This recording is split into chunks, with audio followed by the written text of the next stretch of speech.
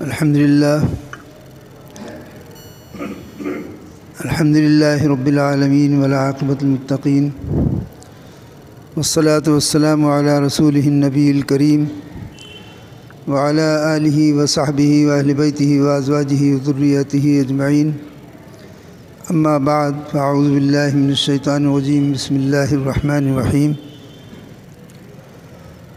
وعلمك ما لم تكن تعلم وكان فضل الله عليك عظيما صدق الله مولانا العظيم وصدق رسول النبي الكريم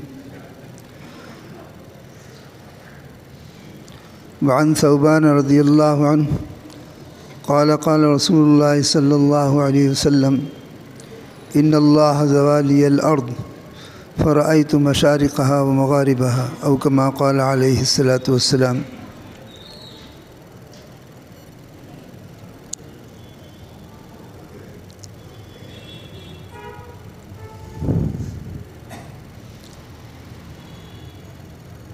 اور آپ کے پروردگار نے وہ سب کچھ سکھا دیا اور علم عطا کر دیا جو آپ نہیں جانتے تھے، اور یہ آپ پر اللہ کا فضل عظیم ہے۔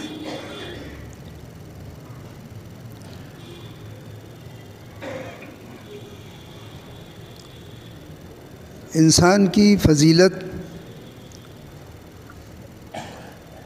علم سے ہوتی ہے، چاہے وہ دنیاوی علوم ہو، دینی علوم ہو،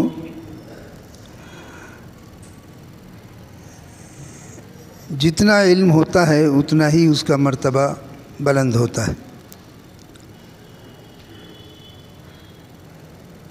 قرآن کریم میں ارشاد فرمایا کہ قل فرما دیجیے هل یستوی الذین یعلمون والذین لا یعلمون، کیا وہ جو جانتے ہیں اور وہ جو نہیں جانتے ہیں برابر ہو سکتے ہیں؟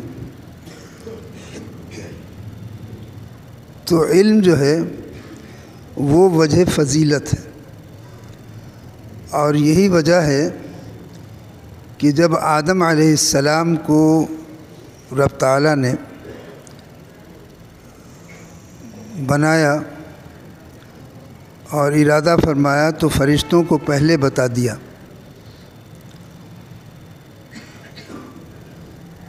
کہ میں نے یہ آدم کو بنایا ہے، اور جب میں اس کو مکمل کر دوں اور اس کے اندر اپنی روح پھونک دوں تو تم سب اس کے آگے تعظیماً سجدے میں گر جانا۔ یہ سجدہ تعظیم کا تھا، عبادت کا نہیں تھا۔ تمام فرشتوں سے آدم کو سجدہ کرایا اللہ نے، یہ تعظیم کا سجدہ تھا، کیونکہ عبادت کا سجدہ تو ایک لمحے کے لیے اگر کسی کو معبود بنا کے سجدہ کر لیا جائے تو شرک ہو جائے گا اور ہمیشہ کے لیے جہنم میں جائے گا۔ تو معاذ اللہ یہ جو ہر وقت ہماری زبان پر سجدہ شرک ہے، سجدہ شرک ہے، سجدہ عبادت شرک ہے، ورنہ تو پھر جواب دینا پڑے گا کہ آدم علیہ السلام کو جو سجدہ کرایا تھا خداوند تعالیٰ نے فرشتوں سے، وہ اس کو کیا کہو گے؟ معاذ اللہ کیا خداوند تعالیٰ نے شرک کروایا تھا؟ استغفر اللہ العظیم الذی لا الہ الا هو الحی القیوم۔ اور بہت مثالیں ہیں۔ یعقوب علیہ السلام نے ان کا اور یوسف علیہ السلام کو سجدہ کیا، تو وہ سجدے سب تعظیماً تھے، لیکن سجدہ یہاں سجدے کی بحث نہیں ہے، یہ تو ضمناً بتا دیا تاکہ ذہن صاف رہیں، اور یہ علم اور مسئلہ بھی معلوم ہونا چاہیے کہ ہر سجدہ جو ہے شرک نہیں ہوتا ہے۔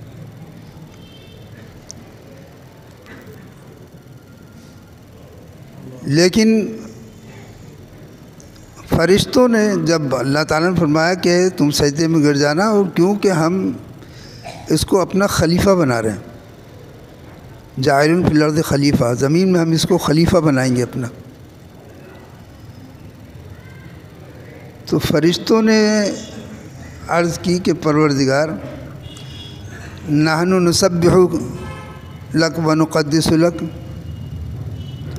ہم تیری تسبیح بیان کرتے، ایک عرصہ گزر گیا، یہ تو آدم تو اب پیدا ہو رہے ہیں، کروڑہ برس سے تیری عبادت کر رہے ہیں، ہم تسبیح تیری تقدیس میں لگے ہوئے ہیں، حمد و ثنا میں لگے ہوئے ہیں۔ اور آدم سے پہلے چونکہ جنات یہاں موجود تھے دنیا میں، ان کی خونخواری، ان کی لڑائیاں، فساد، جھگڑے اور قتل و غارت گری ان کی فرشتے دیکھ رہے تھے۔ تو اب زمین اتنی فساد سے بھری ہوئی تھی، اب ایک خلیفہ اور آتا تو فرشتوں کو یہ ہوا کہ ہم تو نہ لڑتے ہیں، نہ جھگڑتے ہیں، نہ کسی کو مارتے ہیں، نہ گالی دیتے ہیں، نہ ہمیں کسی کی چیز ضرورت ہے، نہ حسد ہے، نہ بغض ہے، ہمیں تو اللہ نے، تو نے اپنے نور سے بنایا ہے، تو ہم تیری حمد و ثنا کرتے ہیں۔ تو یہ تو خیر کہنے کی ضرورت ظاہر ہے کہ اس کو خلیفہ کیوں بنا رہے ہو، یہ تو کہہ نہیں سکتے تھے، لیکن اپنی وجہ بیان کری انہوں نے کہ ہم تیری حمد و ثنا کرتے ہیں، تقدیس کرتے ہیں، ہم سب کرتے ہیں۔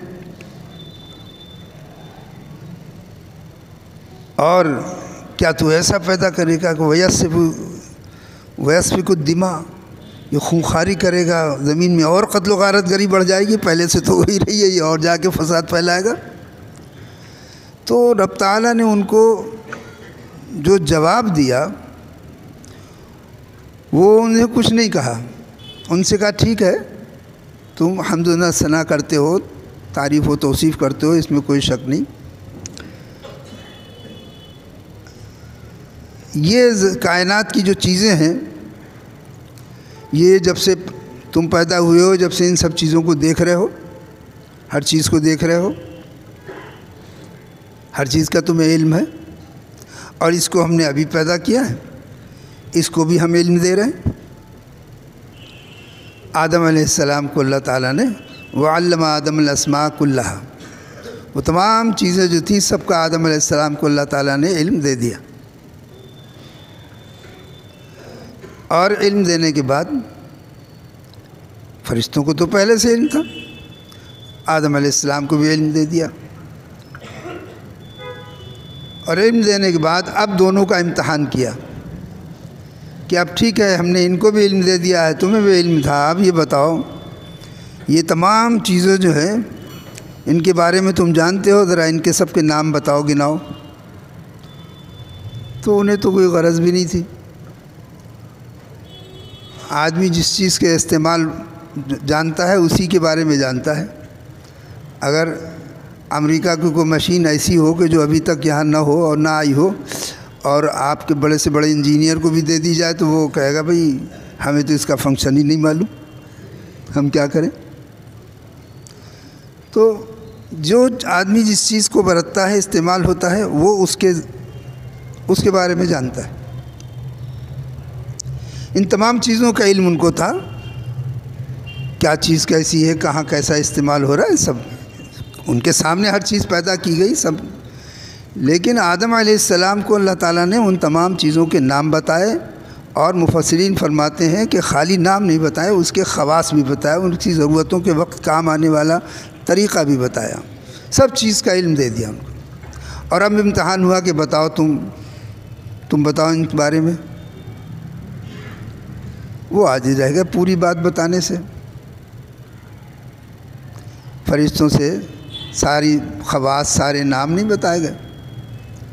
آپ پھر آدم علیہ السلام سے کہا کہ آدم تم بتاؤ، یا آدم انبئہم باسمائہم، آدم تم بتاؤ ان سب باتوں میں۔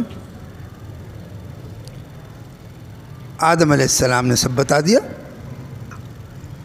خداوند تعالیٰ علم دیا تھا، ان کے پاس وہ دماغ دیا تھا جسے محفوظ کرنے کا ان کو قوت دی تھی، اور چونکہ ان کی ضرورتوں کی چیزیں تھیں، وہ خداوند تعالیٰ جانتا ہے ان کی روحانی قوت اور دماغی قوت کیا عطا فرمائی تھی اللہ تعالیٰ نے۔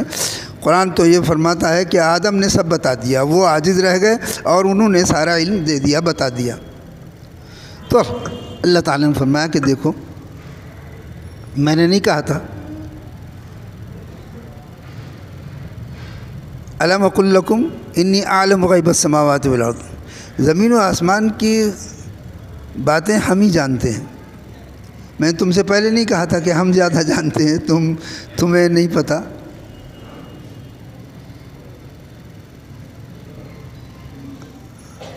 اور یہ علم ہے، خداوند تعالیٰ نے فرمایا کہ جو جس چیز کو تم اندر چھپا رہے ہو، جو کہنا چاہ رہے ہو وہ نہیں کہہ پا رہے ہو، وہ ہم جانتے ہیں۔ وَعَلَمُ مَا تُبْدُونَ وَمَا تَكْتُمُونَ، جس چیز کو تم اظہار کر رہے ہو اور جس چیز کو تم اپنے دل کے اندر رکھ رہے ہو کہ خلیفہ ہم کو بنایا جاتا ہے، یہ جو بھی ہو، بہرحال جو تم ظاہر کر رہے ہو اور جو چھپا رہے ہو وہ ہم جانتے ہیں۔ فرشتوں نے فوراً جب دیکھا کہ آدم فوقیت لے گئے اور آدم نے امتحان میں کامیاب ہو گئے، تو خداوند تعالیٰ کا حکم، اللہ تعالیٰ نے فرمایا کہ آدم کو سجدہ کرو۔ فرشتوں نے سجدہ کر لیا۔ ابلیس کو غرور ہو گیا، اس نے آدم کے علم کو تسلیم نہیں کیا، آدم کی فضیلت کو تسلیم نہیں کیا، لہذا اسے غرور آ گیا اپنے علم پر۔ یہ لاکھوں برس سے تو ہم سجدے کر رہے ہیں، عبادت کر رہے ہیں، اور یہ آج پیدا ہوا ہے، یہ ہم سے کیسے بڑا ہو سکتا ہے؟ ہمیں آگ سے بنایا، اسے مٹی سے بنایا۔ اللہ تعالیٰ نے فرمایا کہ غرور تو یہاں کسی کا نہیں چلتا ہے، لہذا اس کو نکال دیا گیا۔ مقصد کہنے کا ہے کہ آدم علیہ السلام کو جو فضیلت عطا فرمائی گئی تھی قرآن کریم کے مطابق، وہ علم کی بنیاد پر عطا کی گئی تھی۔ تو علم جو ہے وہ وجہ فضیلت آج تک ہے۔ آپ دنیا کے لوگوں میں آپ اس شخص کا زیادہ عزت کرتے ہیں جو زیادہ عالم ہوتا ہے، دنیاوی اعتبار سے ہو، دینی اعتبار سے ہو۔ تو کائنات کے تاجدار، محور کائنات، فخر موجودات، جس کے بارے میں خداوند تعالیٰ نے فرمایا کہ لولاک لما خلقت الافلاک، اے محبوب اگر ہم آپ کو پیدا نہ کرتے تو کچھ بھی پیدا نہ کرتے۔ اور ان کا علم آخر میں خاتم النبیین آئے، لیکن ظاہر ہے کہ نور نبوت سب سے پہلے پیدا کیا گیا تھا۔ خداوند تعالیٰ نے ساری کائنات، لوح، عرش، قلم، کرسی، ہر شے، پانی، ہوا، ہر شے سے پہلے کچھ بھی نہ تھا، سوائے رب تعالیٰ کے نور کے کچھ بھی نہ تھا۔ اس نور سے اپنے نبی کو نور پیدا فرمایا اس نے، اور شاید اسی لیے پیدا فرمایا کہ اب ساری کائنات کی تخلیق ہو کہ میرے نبی کے سامنے ہونا چاہیے، میرے نبی کے سامنے، اس نور کے سامنے ساری تخلیق ہو۔ تو وہ نور جس کو سب سے پہلے پیدا کیا گیا تھا، اسی نور کے سامنے عرش بھی بنا، کرسی بھی بنی، لوح بھی بنی، قلم بنی، لوح محفوظ بھی بنا، زمین بھی بنی، آسمان بھی بنا، دنیا کی ہر شے ابتدا سے لے کے انتہا تک اس نور کے سامنے بنی، اور وہ بے شعور نہیں تھا۔ ایسا نہیں ہے کہ نور تھا خالی، اسے کچھ علم نہیں تھا۔ آقا صلی اللہ علیہ وسلم نے ایک بار جبریل علیہ السلام سے معلوم کر لیا کہ جبریل تمہاری کتنی عمر ہے؟ کہ یا رسول اللہ مجھے علم نہیں ہے کتنی عمر ہے،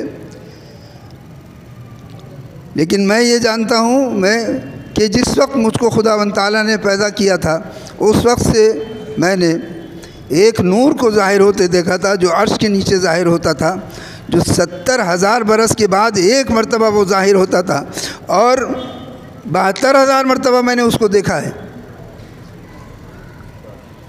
فرمایا جبریل وہ میرا ہی نور تھا، وہ نور میرا تھا۔ تو یہ وہ نور باشعور تھا،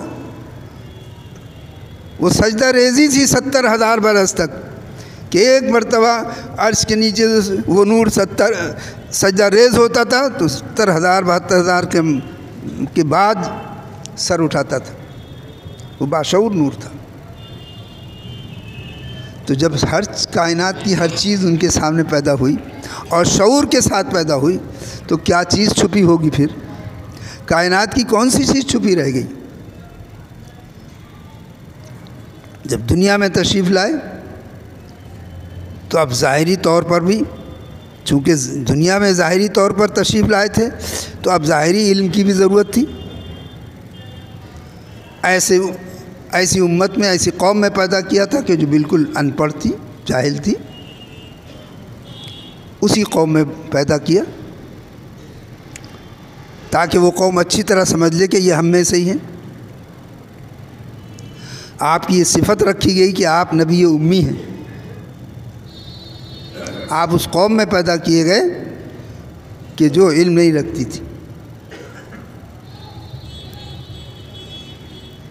لیکن مولانا روم رحمۃ اللہ علیہ نے کیا فرما دیا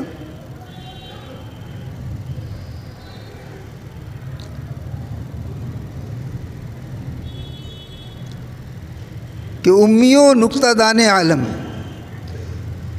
بظاہر وہ امی ہیں لیکن کائنات کے ایک ایک نقطے، ایک ایک ذرے کو جاننے والے ہیں، اور بے سایہ وہ صاحبان عالم، سایہ ان کا نہیں ہے لیکن ساری کائنات کے اوپر ان کا سایہ ہے۔ مولانا روم کا شعر ہے۔ تو خداوند تعالیٰ نے جب اس دنیا میں آئے تو ظاہر ہے کہ اس دنیا کے اندر بھی تعلیم کی، ظاہری طور پر بھی تعلیم کی ضرورت تھی، لیکن اب تعلیم کون سکھاتا؟ تعلیم کون دے گا؟ جس کو زیادہ علم ہوگا وہی تو تعلیم دے گا۔ دنیا کا کون شخص تھا جو آقا نامدار صلی اللہ علیہ وسلم کو تعلیم دے سکتا تھا؟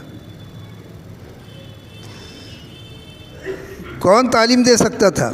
زمین کے نیچے کی چیزوں کو کون دکھا سکتا تھا؟ آسمان کے اوپر کی چیزوں کو کون بتا سکتا تھا؟ جنت کی چیزوں کو کون بتا سکتا تھا؟ دوزخ کے عذاب کو کون بتا سکتا تھا؟ زمین کے ستاروں، آسمان کے ستاروں کے بارے میں کون بتا سکتا تھا؟ قوموں کے بارے میں کون بتا سکتا تھا؟ کس کو علم تھا قوموں کے بارے میں؟ کوئی نہیں بتا سکتا تھا۔ اس لیے رب تعالیٰ نے خود فرمایا کہ سنقرئک، ہم پڑھائیں گے آپ کو۔ اللہ رب تعالیٰ نے فرمایا سنقرئک، ہم پڑھائیں گے آپ کو، فلا تنسا، ایسا پڑھائیں گے کہ آپ بھولیں گے نہیں۔ سبح اسمہ پڑھیے آپ۔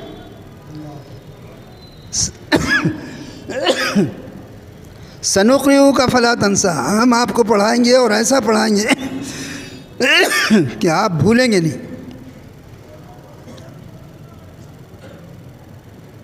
الا ماشاء اللہ، جو اللہ تعالیٰ پردہ ڈالنا چاہے گا وہ ڈال لے گا، وہ تو رب ہے، وہ خالق ہے۔ یہ ہمیشہ ایک مومن کا عقیدہ ہے کہ چاہے جتنا بھی علم ہو، وہ علم آپ کا عطا کیا ہوا علم ہے رب تعالیٰ کا، اور رب تعالیٰ خالق ہے، آپ مخلوق ہیں۔ وہ معبود ہے، وہ عابد ہیں۔ ہم ہر وقت نماز میں لوگ کہتے ہیں خدا بنا دیا، خدا سے بڑا بنا دیا۔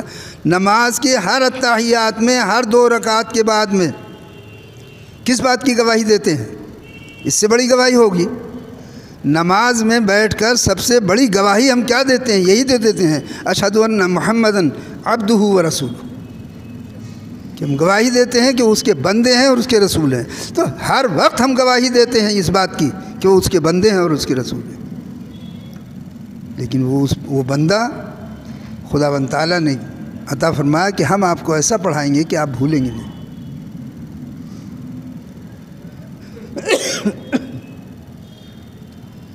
وَعَلَّمَكَ مَا لَمْ تَكُنْ تَعْلَمْ، اور رب تعالیٰ نے آپ کو وہ باتیں بتائیں جو آپ نہیں جانتے تھے۔ چنانچہ حضور اکرم صلی اللہ علیہ وسلم ارشاد فرماتے ہیں،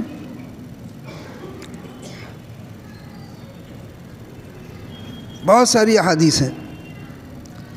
ایک مرتبہ آپ نے فرمایا کہ ان اللہ زوالی الارض، اللہ تعالیٰ نے میرے لیے زمین کو ظاہر کر دیا۔ فرأیت مشارقہا و مغاربہا، تو میں ایک نگاہ میں اس کے مشرق سے لے کے مغرب تک کی چیزوں کو دیکھ رہا تھا۔ زمین کا علم عطا فرمایا۔ زمین میں کتنے خزانے ہیں؟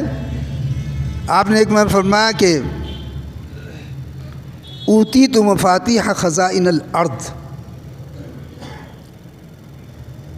مجھے زمین کے خزانوں کی چابیاں دے دی گئیں۔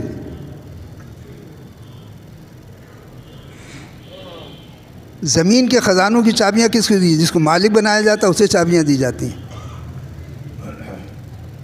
زمین کے خزانوں کا مالک بنا دیا تھا، اور آپ کہیں گے مالک بنا دیا تھا، یقیناً مالک بنا دیا تھا۔ حضور اکرم صلی اللہ علیہ وسلم نے، حضرت عائشہ فرماتی ہیں کہ حضور اکرم صلی اللہ علیہ وسلم نے ارشاد فرمایا ایک مرتبہ کہ عائشہ تم کیا سمجھتی ہو، اگر میں چاہوں تو یہ سونے کے پہاڑ میرے ساتھ ساتھ چلا کریں گے۔